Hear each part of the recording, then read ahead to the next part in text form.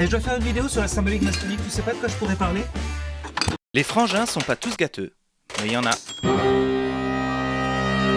Salut à toi spectatrices et spectateurs de l'internet. Ben oui, il y a plein de choses à dire sur le symbolisme maçonnique. Symbolisme maçonnique, c'est dur à dire ça vite. Une des premières choses à laquelle on pense quand on entend le mot franc-maçon, c'est qu'il dirige le monde. Non. Qu'il mange des chats. Non. C'est toi qui demandes, hein. Bon, une des premières choses à laquelle on pense, c'est peut-être pas la première, mais c'est la notion de symbole. Pour commencer, je voudrais rappeler que si on cherche toujours le symbole caché, le symbole perdu, les symboles retrouvés, en vrai, ils sont tous là. Et quand on voit le poids de ces bouquins, on se dit qu'il n'y a pas que les francs-maçons qui jouent avec les symboles, hein, parce que sinon ils seraient pas aussi gros, hein. Effectivement, si la maçonnerie fait fantasmer parce qu'on utilise des symboles, on n'est pas les seuls. Un symbole, c'est ni plus ni moins qu'une analogie qu'on utilise pour faire passer un message à un groupe sans avoir besoin d'utiliser des longues phrases. Si je te dis en avoir plein le dos, avoir du pain sur la planche, perdre les pédales, pisser dans un violon ou pédaler dans la semoule, tu vois ce que je veux dire? Eh bien c'est ça, utiliser une analogie, c'est tout. Ça permet de véhiculer un message clair à un groupe de personnes qui va comprendre ce que ça veut dire. Alors pourquoi ils sont si secrets? Justement, ils sont pas secrets ces symboles. Tu trouves plein d'explications dans les bouquins. Par exemple, t'as le boucher et puis t'as le mingui.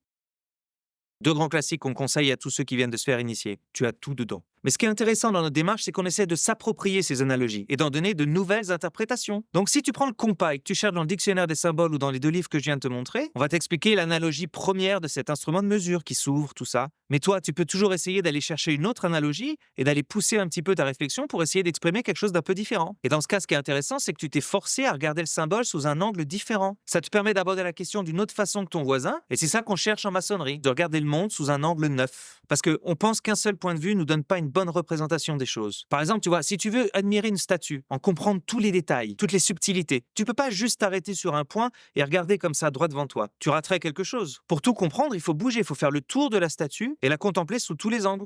C'est ça qu'on essaie de faire quand on travaille en loge. J'ai vu une vidéo qui dit qu'il faut qu'on soit bien coiffé quand on fait des vidéos sur YouTube, mais c'est difficile avec mes cheveux.